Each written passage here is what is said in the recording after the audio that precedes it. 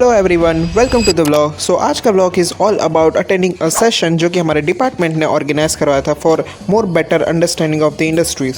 So I woke up at 6 and got freshen up and had my breakfast. So I wore formals because my college has a rule of wearing a formal once in a week compulsory. This is my outfit of the day and then फिर मैं अपने van में बैठ गया so that I can reach college. So I reached college at 8 and मेरा जो session था वो था around 10:30 को. So we were like chilling.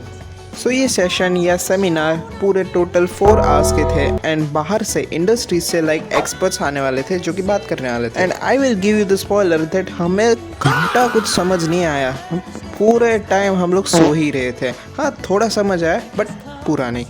So these are the things which I have learned from that seminar. It was on the topic of man, machine and monitoring, which means एक industries होती है, ठीक है, वो 3 चीजों के ऊपर चलती है जो कि इंटरकनेक्टेड होती है. That is man power, machineries and material. Like in तीनों चीजों के ऊपर हमें लाइक मॉनिटर करना पड़ता है कि कितनी चीजें हैं, कि कौन सी हमें चाहिए, whether the machineries need to be like उनके जो कंपोनेंट्स होते हैं उनको रिप्लेस करना है, मेंटेनेंस चाहिए नहीं चाहिए.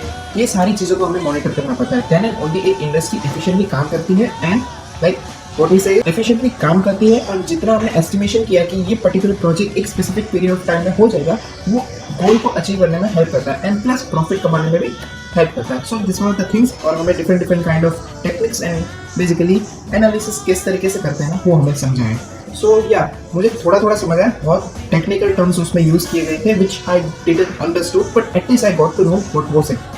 So yeah, it was worth it. At least I got to know something about it. This is Manu signing off.